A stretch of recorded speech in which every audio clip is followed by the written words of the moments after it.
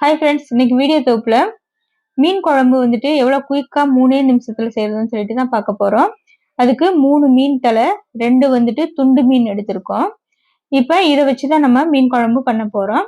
அதுக்கு வந்துட்டு தேவையான அளவு வந்துட்டு வெங்காயம், சின்ன வெங்காயம், அதாவது 15 வெங்காயம் வந்துட்டு கட் பண்ணி வச்சிருக்கோம். 7 வந்துட்டு பூண்டு, 2 பச்சை மிளகாய், 1 கொத்து கருவேப்பிலை, இதெல்லாம் நம்ம ரெடியா எடுத்து வச்சிருக்கோம். இப்போ நம்ம மண்பானையில தான் இந்த குழம்பு பண்ண போறோம். அதுக்கு தேவையான அளவுக்கு வந்துட்டு நல்லெண்ணெய் கொஞ்சம் ஜாஸ்தியாவே சேர்த்துக்கலாம். அதுக்கப்புறம் வெந்தயம் வந்துட்டு தாளிப்புக்கு சேர்த்துக்கலாம். வெந்தயம் பொரிஞ்சதுக்கு அப்புறம் நம்ம கட் பண்ணி வச்சிருக்க வெங்காயம், பூண்டு, பச்சை மிளகாய் எல்லாத்தையும் சேர்த்து நல்லா வதக்கிக்கலாம். அதுக்கப்புறம் நம்ம குழம்புக்கும் வந்துட்டு இப்போ வதங்கிக்கிட்டே இருக்க நேரத்துல குழம்புக்கு வந்துட்டு நம்ம ரெடி பண்ணிக்கலாம்.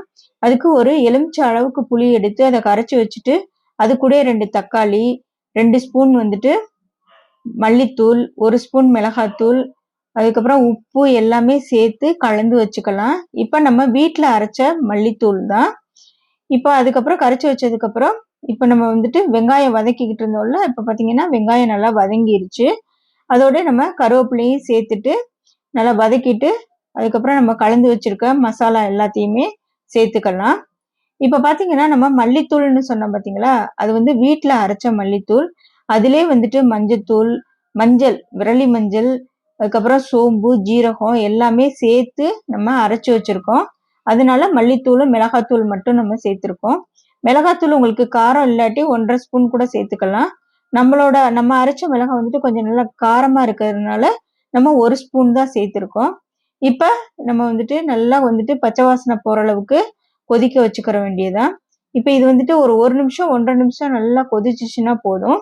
இப்போ என்ன பண்றீங்கன்னா இந்த மாதிரி ஸ்டேஜ்ல வந்துட்டு நம்ம நல்லா கலந்து விட்டுட்டு மூடி போட்டு நம்ம மூடி வச்சிடலாம். மூடி வச்சிங்கன்னா சீக்கிரமாவே வந்துட்டு கொதி வந்துடும்.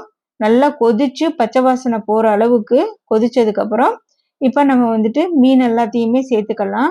மீன் தலை, அப்புறம் அந்த துண்டு பீஸ் எல்லாம் வச்சிருந்தோம்ல, அதை எல்லாத்தையுமே நம்ம சேர்த்துக்கலாம். இப்போ பார்த்தீங்கன்னா மீன் வந்துட்டு சேர்க்கிறப்பயே நம்ம வந்துட்டு கட் பண்ணி வச்சிருக்க மாங்காவும் சேர்த்துக்கலாம். மாங்காய் போட்டிங்கன்னா அது நல்ல ஒரு டேஸ்ட் கிடைக்கும். கட்டாயமா மீன் குழம்பு நீங்க வச்சீங்கன்னா மாங்காவும் சேர்த்துக்கோங்க.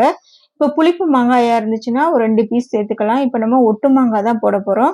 அதனால ஒரு 4 பீஸ் சேர்த்துட்டு ஒரு கலந்து விட்டுட்டு அதுக்கப்புறம் மூடி வச்சிடலாம். மூடி வச்சுட்டு 1 நிமிஷம் இல்லாட்டி 30 செகண்ட் வந்துட்டு கொதிச்சா போதும். இப்போ இந்த ஸ்டேஜ்ல இப்போ கிண்டி விடுறோம்ல, அதோட கிண்டி விடக்கூடாது. சும்மா எல்லாம் வந்துட்டு நார்மல் குழம்பு மாதிரி கிண்டி விட்டுக்கிட்டே இருக்கக்கூடாது.